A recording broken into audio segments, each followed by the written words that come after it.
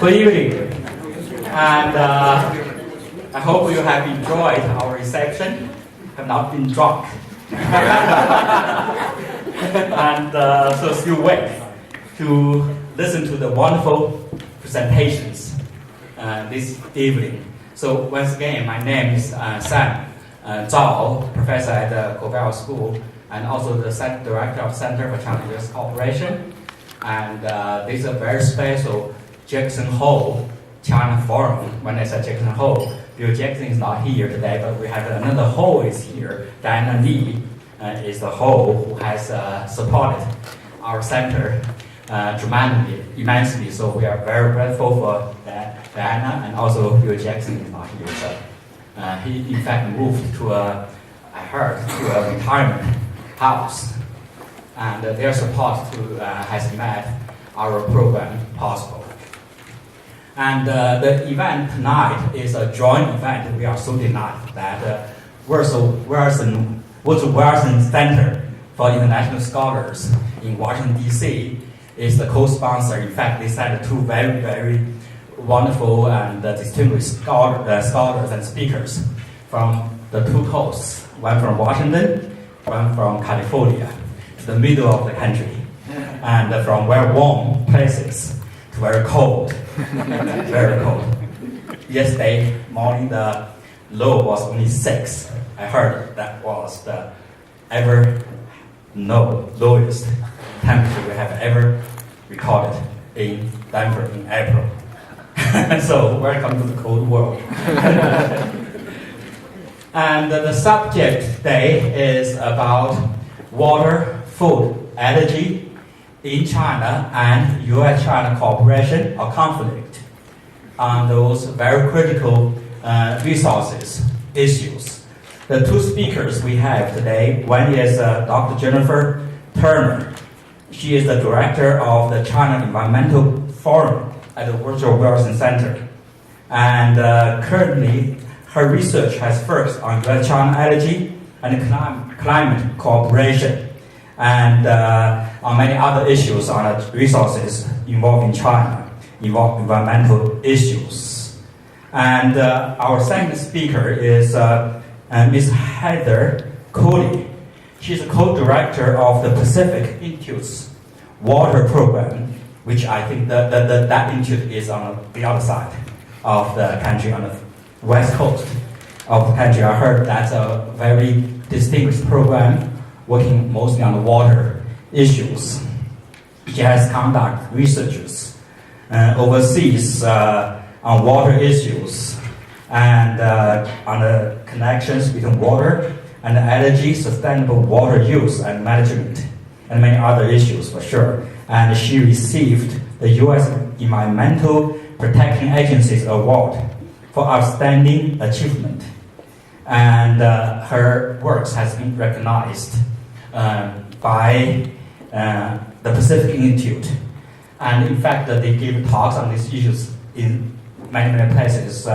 Heather told me she just gave a talk a few days ago at Berkeley. So without further ado, please join me to welcome these two distinguished scholars.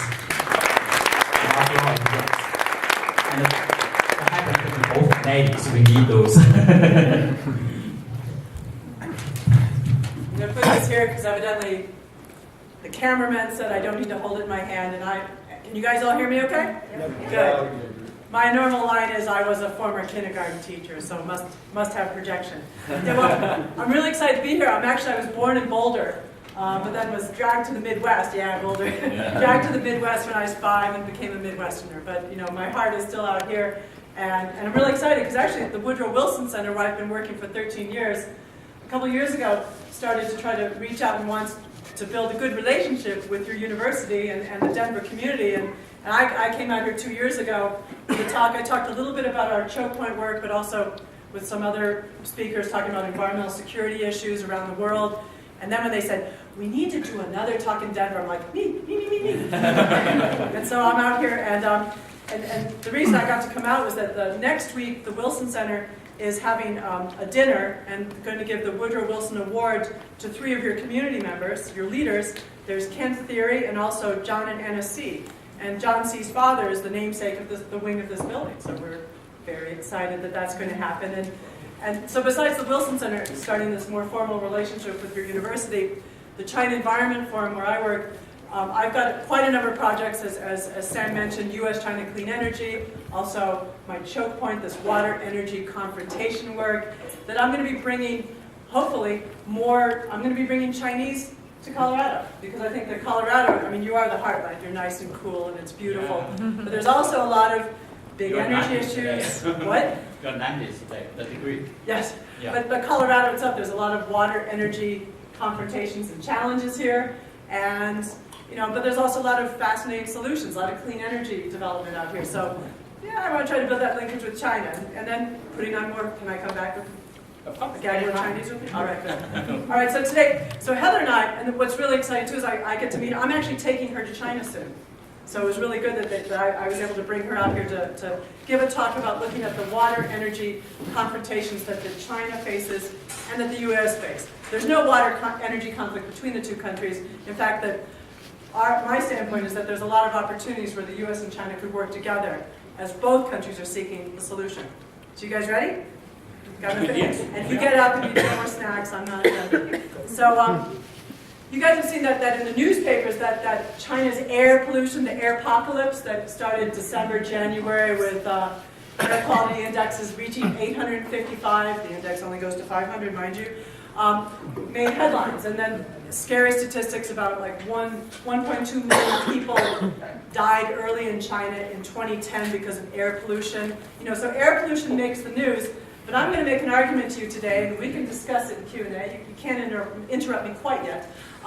That I think that water is China's biggest environmental burden, both environmental quality and quantity issues. And today my talk is going to focus more on how energy development is actually putting a lot of pressure on China's already vulnerable water resources. So kind of a quick skim. For those of you in Chinese, there's a qing ting dian shui, right? The dragonfly skims the water. And so I'm going to try to be succinct in my presentation, and Heather as well, because we want a robust Q&A, right? Because we know the Coloradans aren't shy. So you hear a lot of stats about polluted water. This is a shot from 2010. There's a copper mine in Fujian along the coast across from Taiwan, and this copper mine, their sludge pond had a bit of a leak. And it killed about 4 billion pounds of fish and poisoned a reservoir. And the people in that county who lost their fish were able to turn them in for compensation, but the government was very silent on how it impacted irrigation and the drinking water reservoir. This is in Qingdao, in the coastal waters off of the city of Qingdao. Agriculture is the largest polluter of water in China. It used to be municipal waste, but a lot of the agricultural runoff is causing severe algae blooms in their lakes and on their coast. Now this is not the toxic algae, but the lakes in China, their 3 biggest lakes, are constantly this glorious color of green. And it impacts the water that supplies cities that are, the small cities of several million. And so it's a big challenge. So I skimmed over the water pollution issues, but I want to talk to you today about our choke point China work. And it's a project that I started about 3 years ago, working with a group called Circle Blue. Now Circle Blue is an affiliate of the Pacific Institute, so we're kind of cousins. Because Circle Blue, they're part of my family now. It's an NGO based in Traverse City, Michigan, that is made up of journalists, photographers, videographers, and their mission is to report on the global freshwater crisis. And about 3.5 years ago, they did a big reporting project looking at how energy development is impacting water in the United States. And when I saw this reporting, and again, these are compelling narratives and photos and infographics, because hey, this is what we like, right? We want good storytelling. And stories help us understand the issues that are important to us. And when I saw this, I was really excited, and I partnered with them and got money to repeat this kind of work in China. And we went to China in December 2010, armed with one question: how is energy impacting water? And to explain about my project at the Wilson Center, I am a meeting machine. I'm a platform, and I serve environmental professionals around the world focused on energy and environment in China. And so I've got a good mafia. And when I send people to them, like I send Circle Blue to government and NGO and research people, and I said, help them out. They want to look into water and energy issues. But see, no one in China had ever asked that question before about water and energy. And so doors opened. Because in China, while they know their air pollution is a bad problem, they're very aware of the water problems, the water quality. I mean, something like 300 million Chinese can't access clean water. And water shortages are very common in the north. And so they were very receptive. And we got everything journalists love, lots of data. And we produced about 20 multimedia stories and infographics. And we've gone back to China, and we've given talks. And in fact, I'm hijacking Heather, as I said, to go to China. I have a team that we've called the China Water Energy Team, to have people in the U.S. who are focused on not just the problems, but the solutions to these issues, to start talking to their counterparts. So that was kind of the story. And so I'm going to tell you the choke point story tonight. Are you ready? Now here's my question, because you're not passive observers. In doing our research, Circle Blue got into coal mines, coal-fired power plants, and they also got inside this place. Where is this man standing? Do you know? And don't say China because you're zones. What? That's the man-made. No, it's south-north. So he knew, because you heard my last talk. Yeah. I should have said you can't cheat. This is not just any pipeline. This is the world's largest water transfer project in the world, because China only does things big. And they build stuff. And they can build it fast, and they can build a lot of stuff well. But what they're doing is this Yangtze River in the south has a lot of water. And Mao Zedong back in the 50s said, there's a lot of water here. So north is dry. Maybe we should move it. Don't tell that to Chinese engineers, because they're going to want to build it. And they are. So the eastern line is already happening. The middle line, central line, will come online, I think, next year. The western line, though, very difficult. You see that line there? That's going through mountains, blowing up holes and pumps. But again, Chinese engineers. My line is, they have a tattoo that says nothing's too big. We got to interview the chief engineer of the South North Water Transfer Project, and we're honest. We tried to politely say, isn't it kind of crazy to build this western line? He said, no, we must do it. We have to get to the coal in northwest China. China needs coal, and coal needs water. And then thus was born Choke Point China. We knew we had the story. In our calculations and talking to Chinese experts, we've estimated that 20% of China's water goes to the entire production, the whole life cycle of coal. And how is that? How does coal use water? Do you guys know? How does coal use water? Coal use, they don't want to say it. He doesn't want to say, he's like, I'm a shy audience member there. Well, you use it in the mining, you use it to clean. Some coal-fired power plants, you need it to cool. China's building a lot of air cooling, but you also need it. This is coal ash. It's like a county of coal ash in Inner Mongolia, because they're the #1 consumer and producer and consumer of coal. Last year, China consumed half the amount of coal as the entire rest of the world. Coal's the story in China when you're talking about energy. That said, China's been on a crash program over the past 7 years to increase wind, solar, nuclear power, hydro.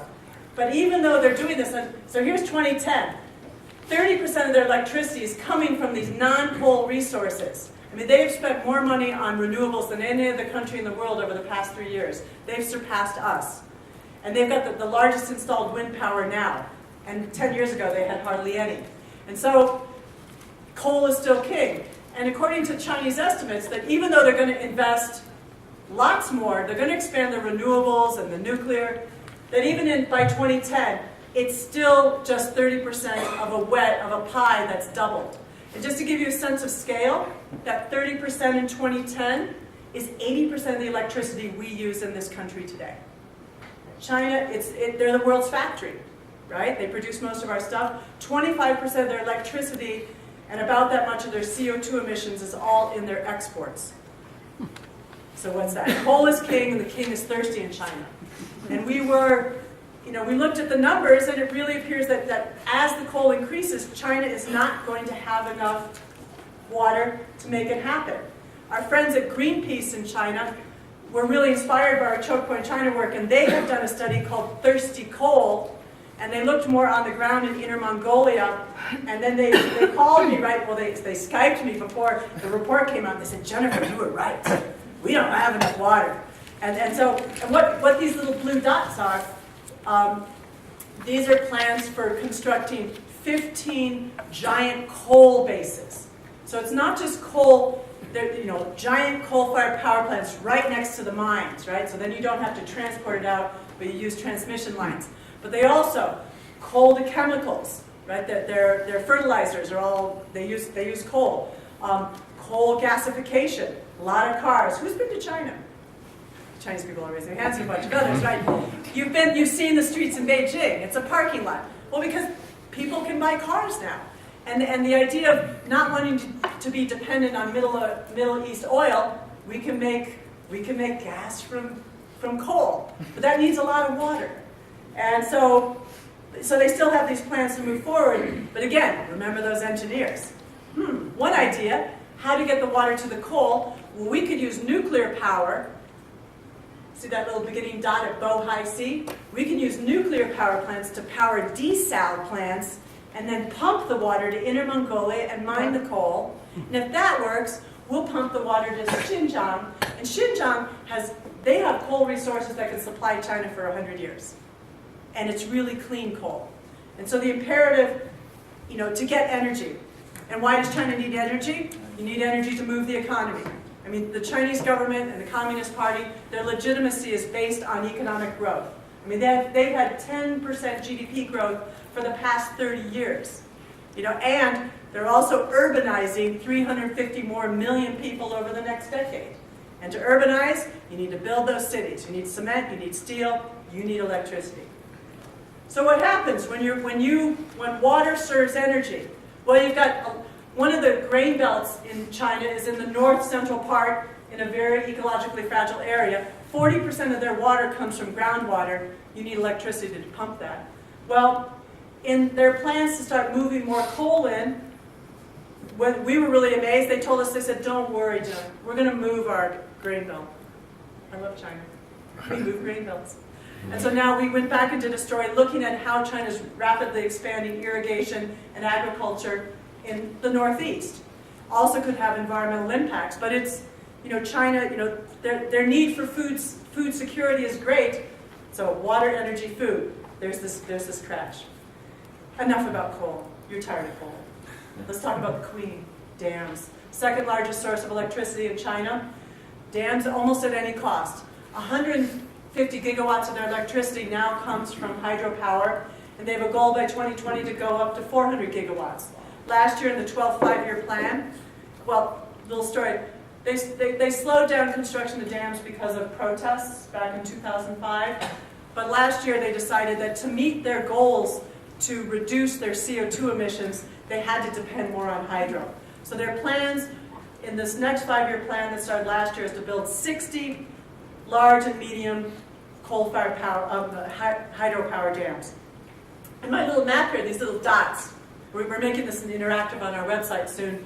All these dots are the current and planned and under construction, or some of the, this is a lot of dots, but this is just this part of China. They overlap actually. This is like hundreds of dams that are either, a lot of them are planned or under construction. China also, when we expand our map, is also investing and constructing a lot of dams further down in the Mekong River. But so, dams, major source of power. And where does that power go? Well, we made another map. I've got a map expert in the audience, so we love making maps these days at the China Environment Forum. Again, China moves water from the south to the north. They've also, since 2000, been building massive transmission lines to move hydropower and coal from the west to the east. These eastern provinces use about 40% of China's electricity. The electricity in the cities that they're building, and also the electricities in their industry, their export industry. So in some ways, serving the products that we buy. And to give you a sense of scale, I don't know if you might be tired of big numbers, but yeah, when these three transmission, it's not just a single transmission line, but it's the direction of the transmission lines moving east, the west to east transmission project, by 2020, each will be 40 gigawatts, which is about equivalent to 60 Hoover dams of electricity. So There's also shale gas. You may have heard of this form of energy. It's really, it's kind of king here now, right? Coal is kind of losing a little bit in this country. But so shale gas is the hot new topic in China. I'm calling it the princeling. Still just under test wells, about 100 of them. Looking at my former assistant who just came back from Sichuan looking at shale gas. Master's there. So any shale questions, we defer to him later. So there's a lot of U.S. shale companies, oil and gas industry, very happy to go into China and work with their Chinese counterparts. But there's a lot of questions, in terms of whether or not China's Ministry of Environmental Protection is equipped to deal with the kind of pollution problems that could come from shale. A lot of us say no. So there are organizations like Natural Resources Defense Council and others who are trying to work with the Chinese environmental regulators to get them ready. But now let's talk a little bit about what's China going to do about these choke points. Again, they don't have enough water to produce all the coal they need. Maybe they can eventually move some. But in the meantime, they still need coal. They still have almost brownouts in a lot of cities in China. So they're starting to import more coal. And as luck would have it, we want to export more coal. So the U.S. exports of coal to China are increasing, but also Australia ships a lot of coal. In fact, Circle of Blue did a Choke Point Australia reports on how much coal and how the coal industry expansion in Australia is impacting their agriculture. There's this ripple effect around the world with water energy choke points. They're also importing more food, more agriculture. And we like to think that when you import coal and water, it's a virtual import of water. So it's one of the trends that's impacting the world. The Chinese government is also pushing for a more efficient and a better regulated coal industry. I mean, this is the inside of an ultra supercritical coal-fired power plant. It's about 40% more efficient than most of the plants we have, I know, on the East Coast that are water-cooled. And that's good. You save energy. If you're more efficient burning coal, you save water. They also, because of the air pollution problem in northern China, are now, the Ministry of Environmental Protection has been given some power to really start regulating the coal sector and the particulate matters, the 2.5 particulates that really are highly dangerous to your health. Just like in this country, environmental crises demand solutions. They also have become more efficient at regulating water allocations in their mother river in northern China. Again, being more efficient with the water means that you can, start deciding maybe have more left over for the energy sector. Beijing is starting to recycle more of its water in the central part of the city, but to our knowledge, it's the only city that's really starting to push this, but it's a trend that I think will have to continue. There's also been, because of the environmental problems, especially around water pollution, there's a lot more pressures from the citizens in China. We estimate there's about 5,000 major protests every year in China. The Ministry of Environmental Protection says that, again, I don't know where they get these numbers, but they say protests have been going up 30% a year for the past 5 years. But we do know that you see a lot of reports, and if you go to New York Times and others, just Google Chinese environmental protests, you're going to see more news on it. There was even a documentary in China on a Chinese NGO that helped a community combat a chemical industry there. That's a photo from below, so I think from that story. There's also a lot of the environmental NGOs in China. They're not nearly as big or have as much capacity as the groups here, but they are one of the strongest civil society sectors in China, and there are some hard-hitting individuals. Some of them, we've got lawyers that are bringing cases to court for pollution victims, particularly of water.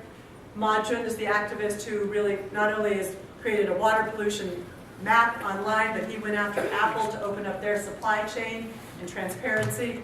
And I can tell you lots more stories later, but it's intriguing to me that in the water sector, these NGOs have been given a lot more political space. And so so I'm winding it down here because I think I want you to learn about the U.S. now. All right. Thanks so much.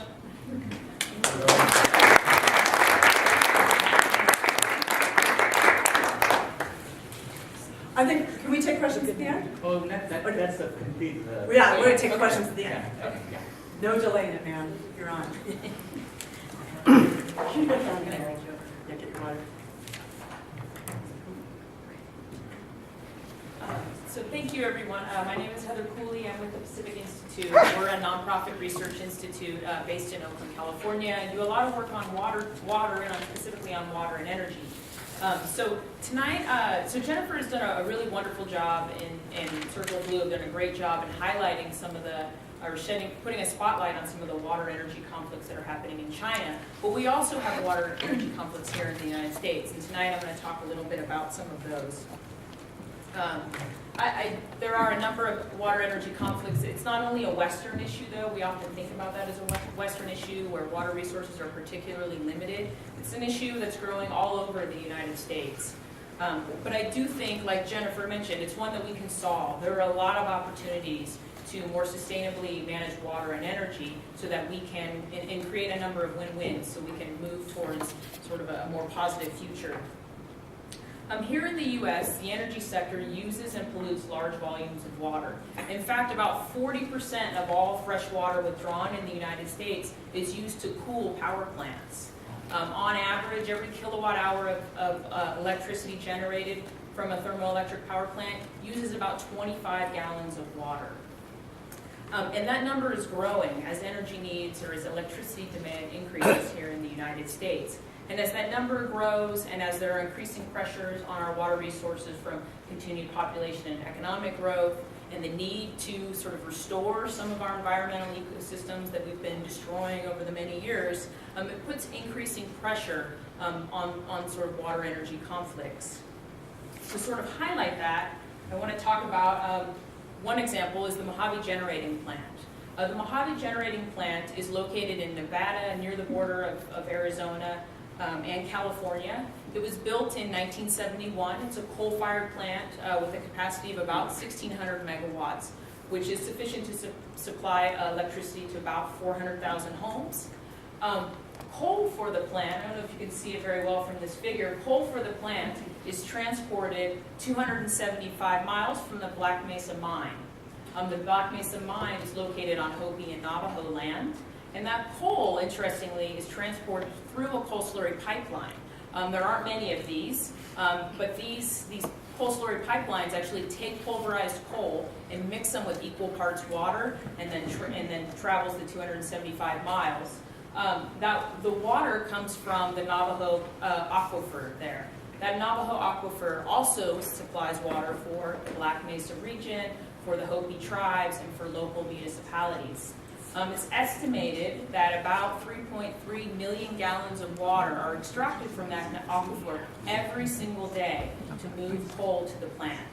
That water is reused at the power plant for cooling, but it essentially is extracting and permanently taking water from the Navajo aquifer and taking it and essentially using it and losing it at the power plant. The power plant, interestingly, ceased operations in 2005, in part because of a Clean Air Act lawsuit, but also because the Hopi tribe signed a declaration that was requiring them to stop using water from that aquifer. It was permanently decommissioned in 2009. The facility is now being dismantled, and so there's talk of building something there, but certainly will not be a coal-fired power plant, and it certainly won't be taking water for a pipeline. I also want to talk about Lake Mead. So Lake Mead is the largest reservoir, at least at capacity, is the largest reservoir in the United States.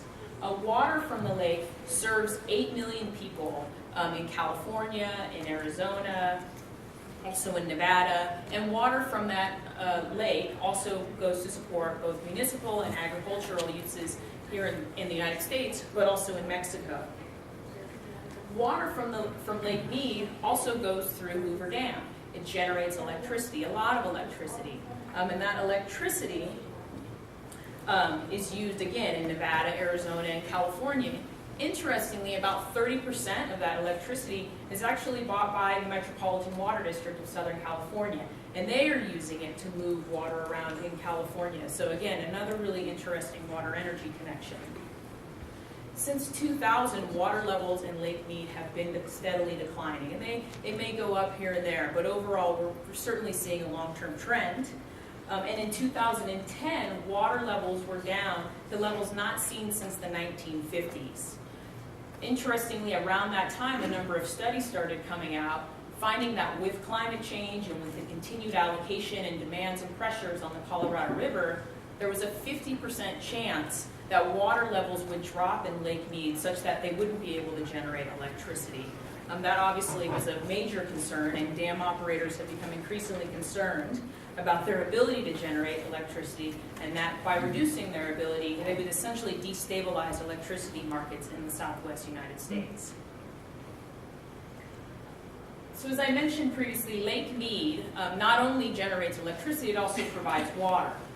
Las Vegas, and in particular to the Las Vegas Valley. The Las Vegas Valley gets about 90% of its water from Lake Mead, and they too are concerned about declining water levels. So they currently have two intakes that take water from the lake, and you can see them here, number 1 and 2.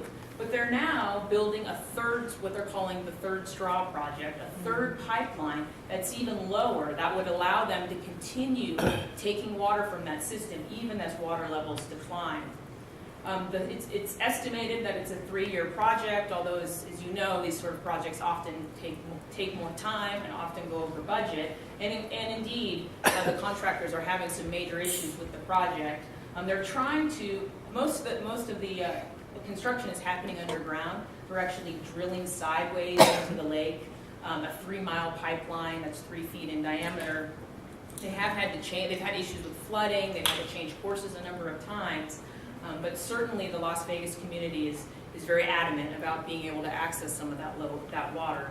They are also looking at pumping water from even further away. There's talks of pumping water from the Missouri River. There's talks of building a desalination plant either in California and Mexico.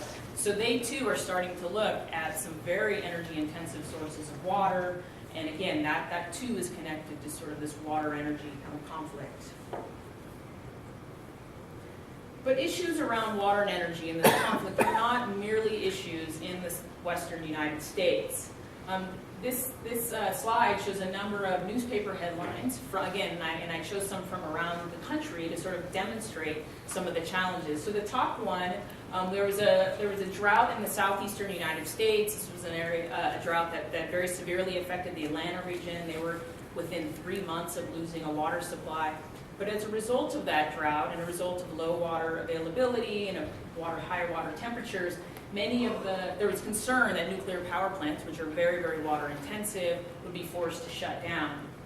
Also in Atlanta, the year prior, there were concerns and opposition against a coal-fired power plant because of concerns about water availability. Even in Maryland, an area we often think has significant water resources, the county denied a cooling water permit to a proposed plant. And increasingly, I've talked a lot about water requirements for electricity generation. We're also starting to use a lot of water to generate our transportation fuels. So historically, we've used very little water. Oil is not very water intensive, but we're starting to talk about soy and corn, ethanol, these biofuels. These require huge amounts of water, and there's concern that as we're developing them here, it's going to create problems on our water availability, particularly in our corn belt here in the United States and Iowa. Another issue, and this is one that Jennifer brought up that's starting to come to a head also in China, is the issue of hydraulic fracturing. So there's a push here in the United States to develop domestic oil and gas resources.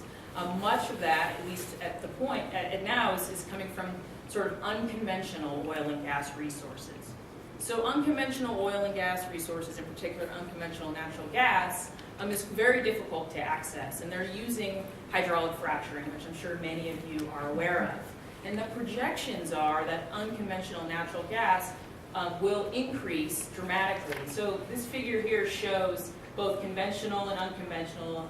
The unconventional are the tight gas and the shale gas, and you can see that historically those unconventional gas sources have been a very small part of our natural gas production here in the United States. But as we look out to 2035, they're projecting very massive increases, and this is raising concerns about the water required to do that. As I mentioned, hydraulic fracturing is a very water-intensive process. There's also concerns about the pollution caused by hydraulic fracturing and the wastewater that comes up and what we do with that. We're starting to see reports of earthquakes in Ohio and in Oklahoma, areas that aren't traditionally associated with it. And a lot of that's related to the disposal of wastewater from unconventional natural gas. And this is becoming an issue in areas, so this figure shows where our shale gas resources are located around the United States. They're located widely, and the U.S. is projected to be the single largest producer of shale gas going out to the year 2035, even greater than China, although China would be in second place, assuming they have the water. They think they're going to be number one. Right. So we can compete, I guess. So yes, as you can see, there's unconventional oil and gas resources located across the U.S. in areas that are traditionally associated with oil and gas production, but also in a lot of new areas. And they're encountering, as all of you know, a lot of local opposition, a lot of concern about what the long-term implications are. So again, another sort of example of water energy conflicts, and one that's not just about generation, but also about energy extraction. So in the first half, I really talked about sort of the water requirements for energy. In the next couple of slides, I want to talk about the energy requirements for water. And I want to focus on California, not because this is only an issue in California, but because there's been a lot of research done. We're starting to understand what the connection is a little bit more. And some of the work we're doing certainly has applications here in the West, in other parts of the West, but also in China as well. So California is, and some of this may sort of sound like what's going on in China. California has a Mediterranean climate, so most of the precipitation is occurring either around October to April. Most of that precipitation is occurring in the northern part of the state. 2/3 of it, in fact, is in the northern part of the state, but 2/3 of California's population is in the southern part of the state, and that's where the fastest growth is also occurring. So a lot more people are starting to settle in sort of those very hot inland areas, which is creating, again, additional pressure on water resources. So California, to solve this issue, has built a very vast network of reservoirs and aqueducts to move water from where and when it's available to where and when it's needed. This figure shows the sort of, in blue, you can see sort of the natural rivers in California. On top of that is superimposed are some of the local water projects that move water around. So probably among the most famous is the Los Angeles Aqueduct, taking water from the Owens Valley down to Los Angeles. There's also federal water projects. The Central Valley Project takes water out of the Sacramento-San Joaquin Delta and takes it down through the Sacramento-San Joaquin, or excuse me, through the San Joaquin Valley, mostly for agriculture. And we also have the State Water Project. So the State Water Project is the one there shown in red, again, taking water out of the Delta, transporting it down south to some agriculture, but also to urban areas in Southern California. And in fact, that's the State Water Project is the single largest consumer of electricity in California. So let's look a little bit more at that project. So as I mentioned, and I'll just highlight this. So State Water Project is in red, you can see. This shows just the part of the section that goes up over the Tehachapi Mountains into Southern California. Yeah, it's referred to as the Big Lift. It is the single largest lift of water in the world. Water is lifted over 1,900 feet from the base there up almost to the top of the mountains, and then cut straight through them. And then it falls down on its way down through to Los Angeles and San Diego and to all of the Southern California communities.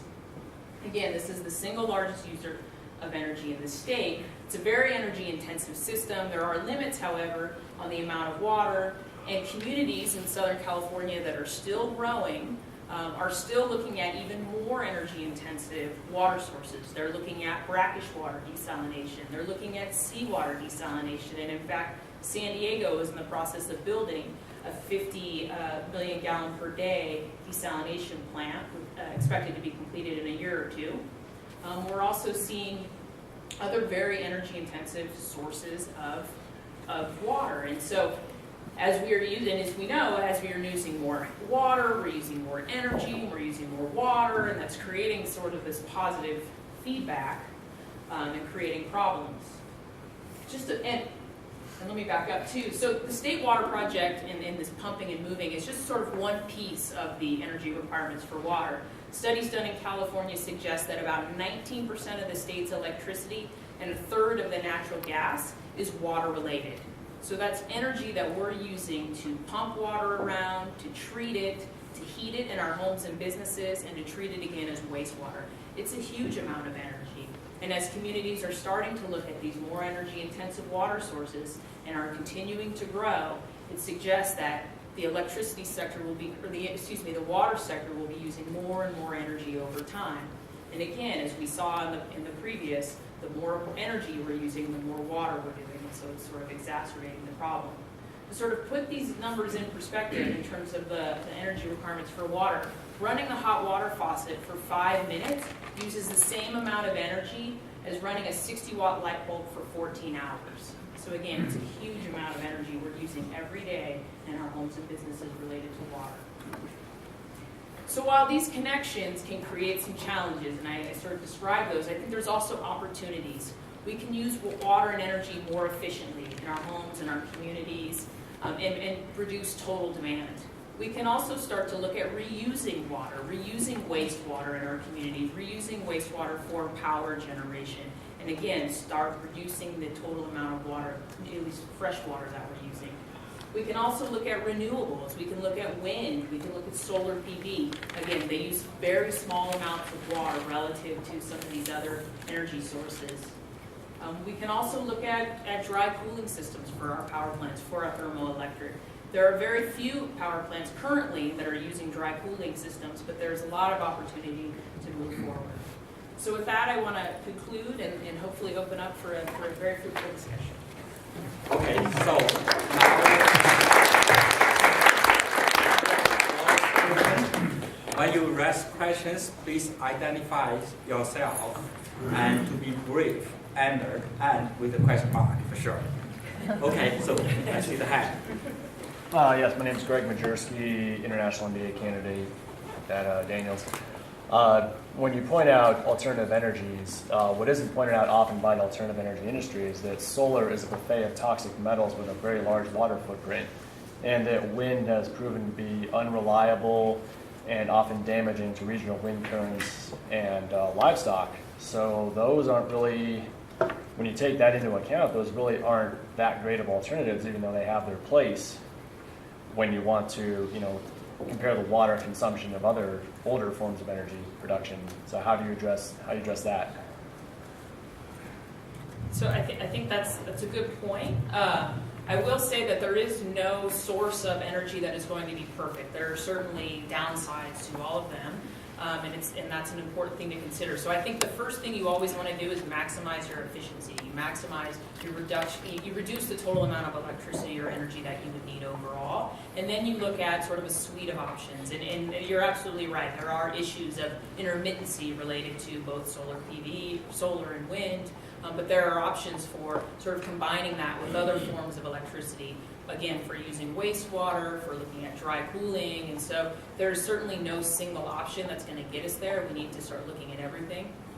And if I could add that one thing that's I think rather important with our choke point work looking in China is that we're trying to highlight that energy sources have a water footprint and that water is local. And so the decisions you make in a more water-rich area are the different ones than a drier region. And so, but there needs to be that recognition. Now in China, where a lot of these big decisions, for infrastructure are made up on high, and that there's sometimes a one-size-fits-all kind of solution, that doesn't allow for kind of the local reality. I mean, in China, I didn't mention the hydropower. That in southern China they've had 5 droughts in the past 2.5 years. And a lot of their reservoirs are getting lower and lower. And so they've had to build coal-fired power plants next to them to kind of make up that supply. But they're still continuing to build. And I think that if they start taking the water piece into account, that it's really about smart planning around water, but the conservation issue is going to be key, both conserving water and conserving energy.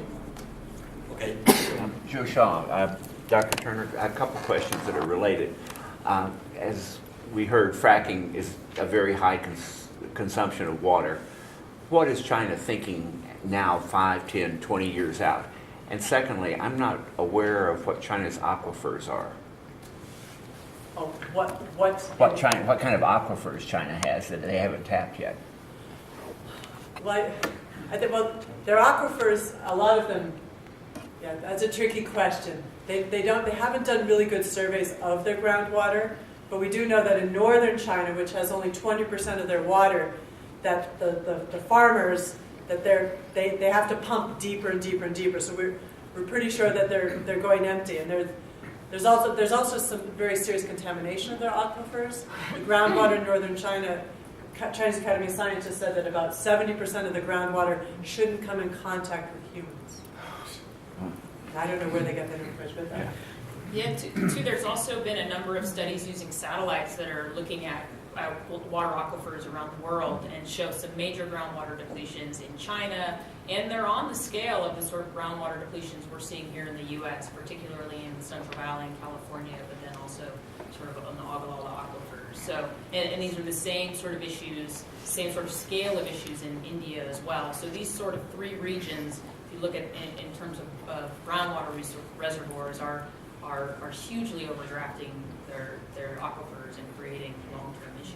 Well, with the water shortage, then, is fracking a reasonable solution to future energy problems? water serves energy.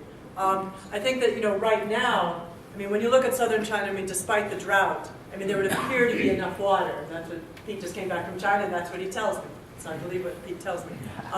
But also, a lot of people are looking at that. They see southern China as water rich, but so the bigger issue for the fracking in China will be whether or not how they manage the wastewater that comes out, and there's a big question mark on that. But again, keep in mind that I'm in the process of trying to make a giant glorious map, because remember I showed you the map, south water moving northward. They want to take that out of. They also want to build dams in the same area and do major fracking in the same area. So there's also this kind of clash of infrastructure, and so but whether or not, but when you're planning your development and you're not taking the water footprint into account, that's where the choke points are going to hit. Yeah, Dale Rolfin, I'm with the Korbel School here. When you were going through China's, and you talked about the import solutions, there's one that you didn't mention that I was curious to know about, which is the investment in land and agriculture in other parts of the world. Yeah, I try to stay true to. I try to keep it to 20 minutes, but that's a whole big can of worms. That China is, they are in some ways, China's following the lead of a lot of Middle Eastern countries like Kuwait and Saudi Arabia. You guys look at this issue too. That Middle East, they don't have much water, even though Qatar, they're desalinating. Middle East, they're desalinating water as well. A lot of investment into land in Laos and Cambodia. I think Laos, there's something outrageous, like 70.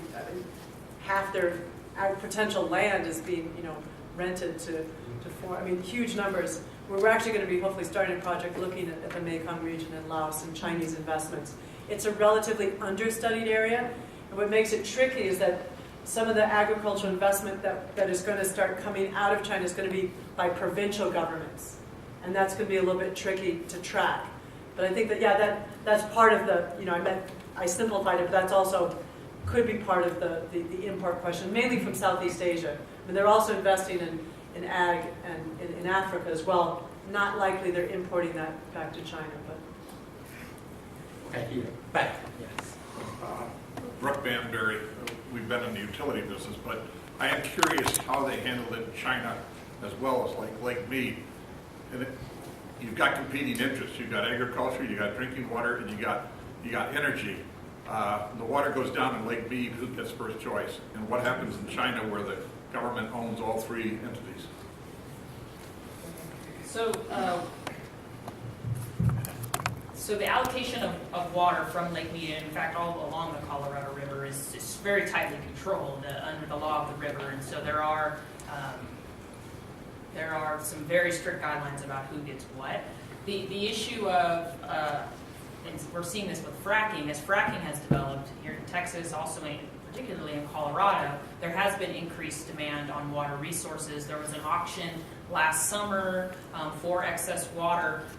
Energy sector was there. They tend to have more money than agriculture. They're able to buy that water, and so there certainly is a conflict between water for, especially here in Colorado, water for energy production and water for agriculture. Unfortunately, and like I said, in many cases, the energy sector can afford to buy that water. You will see incidents, and this started to happen in Texas. Some farmers were unwilling to sell their water, just out of principle. Others, however, the money is very attractive, and then they will sell some of their water. I guess that was my point. Here in the States, it's first in use, first in time. And who owns it? What happens in China? It's owned by the state. Yes, an open access resource. Open access resource. All right. I cannot be loud now because I don't. Yeah, water is in many cases pretty much an open access resource. That said, I mean, when I did my dissertation looking at boring issues like this, looking at water withdrawal permit systems, and so the implementation of that hasn't really led to conservation. I asked counties, I said, how do you decide? And they say, oh, we go to factories, say, how much water you use? Okay, that's your permit. It's not really driving it down. But in times of water shortages, I mean, it's often, Farmer Wong or the electricity sector, it's the same case here a lot of times. We know that the electricity sector wins. That said, in the Yellow River, I breezed through it, but the Yellow River, which had stopped flowing to the ocean for about 250 days in 1997, that's the mother river. It's kind of bad when your mother is that sick. And so what they did was, the Ministry of Water Resources, through the River Basin Commission, which is really just a central entity, strict allocations. So the provinces, you get this much, and then the province turns around, the county gets this much. And they're very strict, so they've actually been able to keep some ecological flow, and they can make decisions. But then as these cities and the energy development expands, they run up against these limited allocations. So what we've been seeing over the past few years is that there's actually illegal water trading where the coal-fired power plants help farmers install water-efficient technologies, and then they buy the water. But you can't buy the water because it's owned by the state, but it's been called a pilot project. Because China, so one thing that the water crisis is starting to do is, and I think they do look to the U.S. for some of these models, of how to really rejigger their water rights system. I don't know, should they look to the west or east on that? Well, no, I think even the west, certainly we're having problems with that. I think there's probably a lot to be learned on both sides. Yeah. Yes. So I'm wondering what the distribution of shale beds are in China, and to what extent that changes the logic from the south to north water pipeline. The shale the shale's mainly in Sichuan in the southwest, and they also believe that up north in Xinjiang in the Tarn River Basin that there's quite a bit, and there's no water up there. But maybe with that desal nuclear thing, we can pump water to get to that. There's just no water up there. But so most of it is, that's what they're really exploring now most actively. Pete, they're not really doing any in Xinjiang, right? No, so most of it's, the province called Sichuan is kind of western. And regarding your question regarding the South North Water Transfer Project, the magnitude of water required for shale is much less than kind of the scale of the South North Water Transfer Project. So while, if in a stressed system, kind of water for shale does kind of create problems, on a macro scale, its magnitude is less, if that makes any sense. But just the question that as the water, and also the glaciers are melting, that the water, that China's water, the water ecosystem is quite stressed, and my concern has been, and also that of Circle of Blue, is that if no one's thinking about the energy-water linkage, that you are going to have a crash. And that said, I neglected to mention a bit of good news.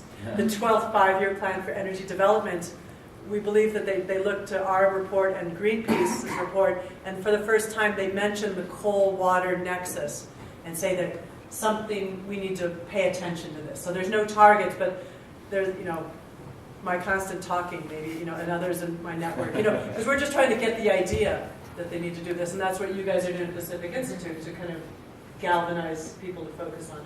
Yes, but I think even, There are some areas that are starting to at least think about the connections. There are very few that are doing integrated planning to try to kind of solve these in a more coherent, logical fashion. Efforts here in the West to do that. There's some folks at Sandia that are starting to link water and energy planning together, but it's still in the very, very early stages, and it's certainly something we need to be doing across the board. I know that I heard that the Western Governors Association actually has a water energy team. Yep. So that's one of the things that they're doing is looking at sort of what are the projections or the demands of water for electricity, and they're trying to use that thinking about where they're going to build transmission lines. So it obviously doesn't make sense to be building transmission lines if there isn't adequate water resources to supply water to those power plants in the regions. And so they're in those early stages of thinking about what this means and planning accordingly. And I think too that Sandia is working with the Great Lakes Commission to also do an assessment. I mean, you think Great Lakes, all this water, right? But there's a lot of challenges, a lot of use for cooling of power plants. And so I'm really excited about that because I almost think because the Great Lakes region, that's talking at a scale that the Chinese can relate to. So, so I'm hoping to do this kind of matchmaking, and that's, again, why I'm bringing her to China. Okay, we take two from our two Korbel school students. You and So my name is Colin Lawrence, and I'm glad you brought up glaciers. Some of my studies have looked at issues in Kashmir in particular, and concerns about water in the future as the climate kind of warms up between Pakistan and India. And noticing that Oxide Chin has been claimed by China, and there's been a lot of infrastructure work, mostly on roads and the like, built in the area. Are you aware of any kind of like water projects relating to the glacier in that area? In which area? Another question. Yeah. But which, I just had to get, which area? Oxide Chin in northern Kashmir. Mongolia. Where is In it? north of Kashmir, just south of Xinjiang.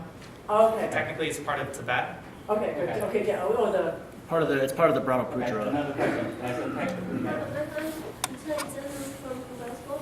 I have two questions because Dr. Turner just mentioned about this sort of institutional fragmentation on the environmental resource management in China. So there's a central government policy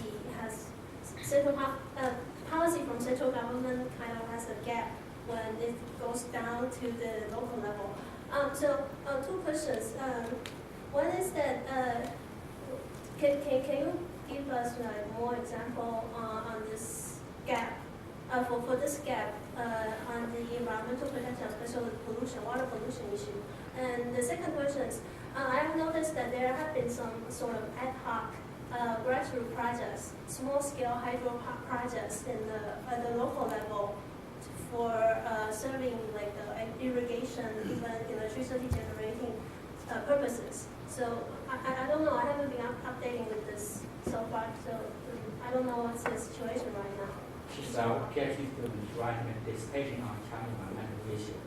So, okay, hopefully you remember all those questions.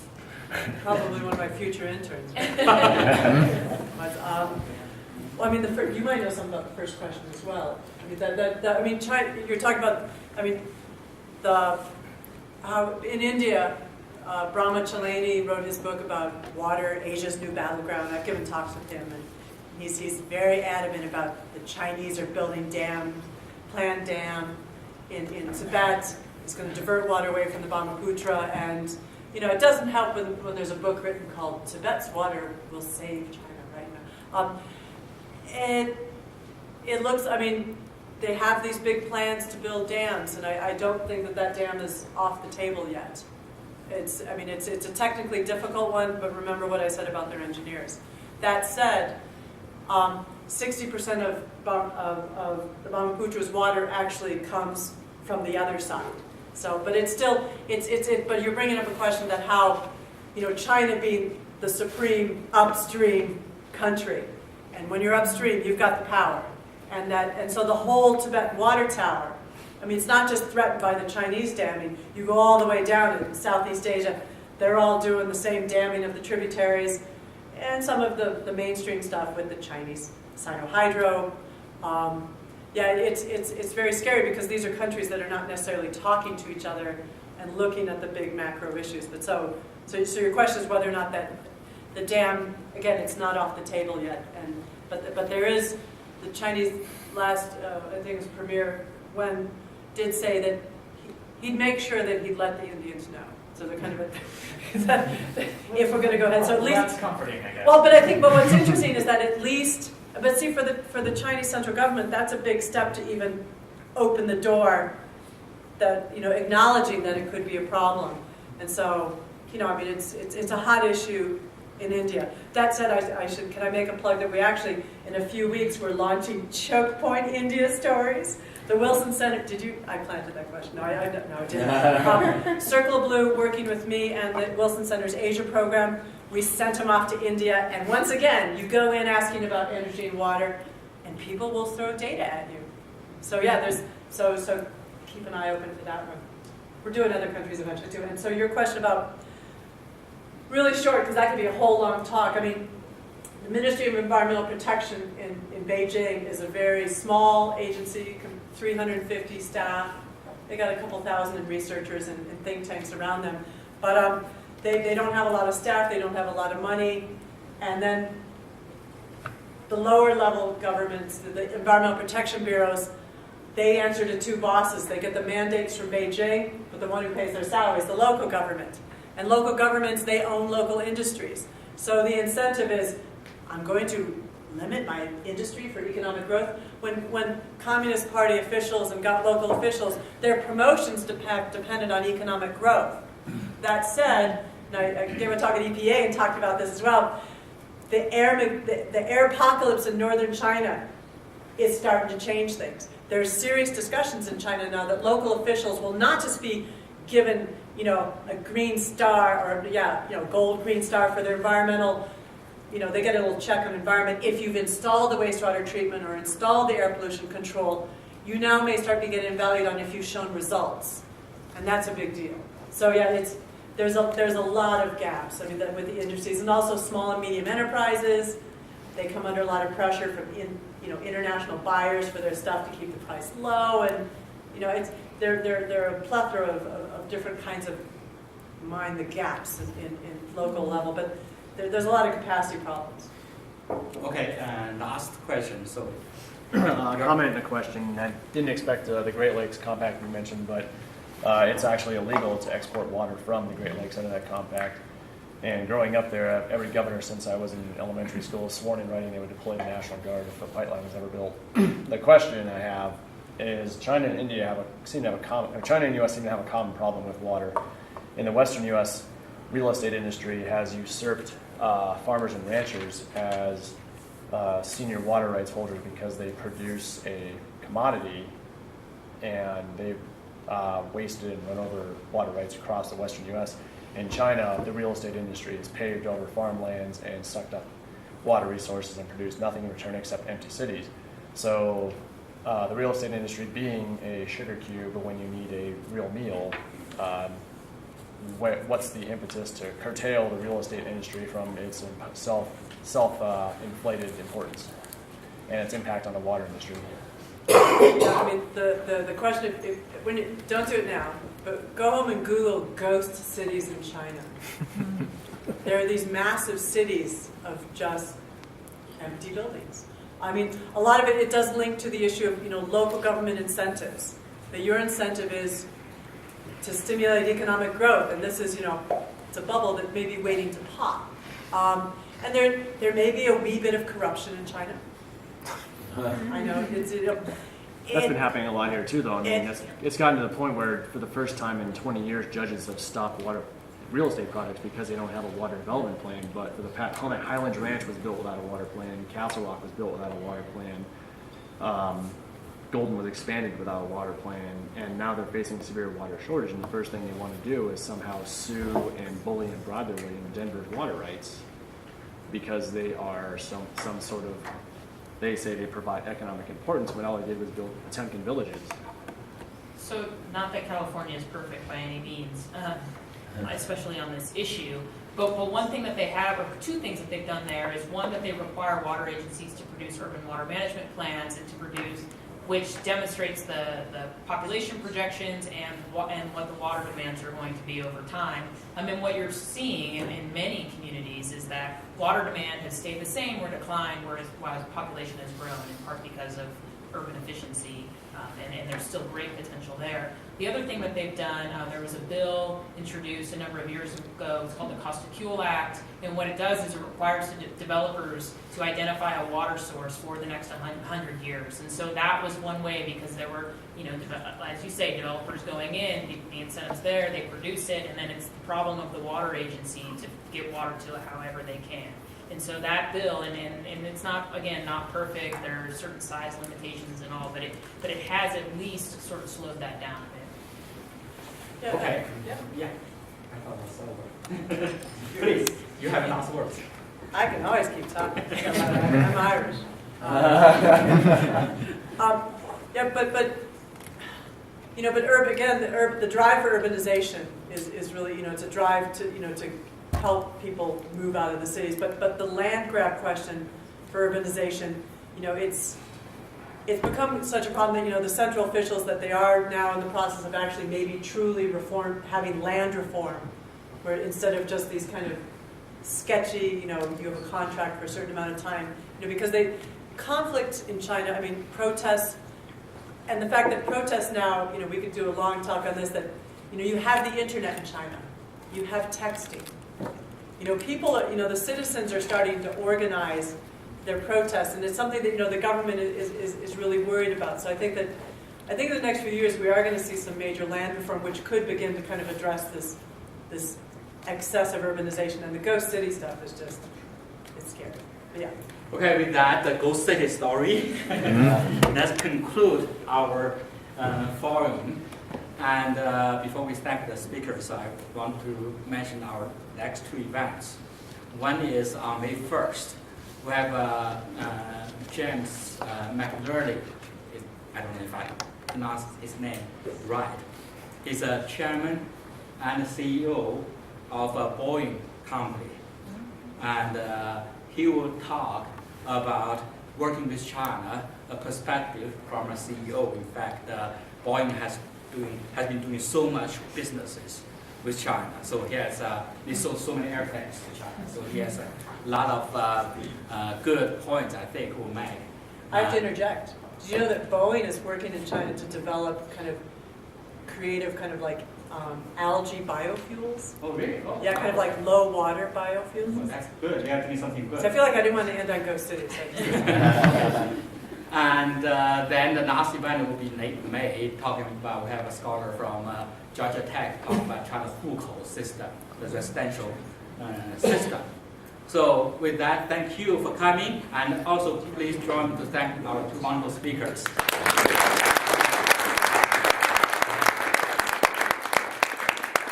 I'm sure they will be happy to hang on. Bring us your questions. Yeah.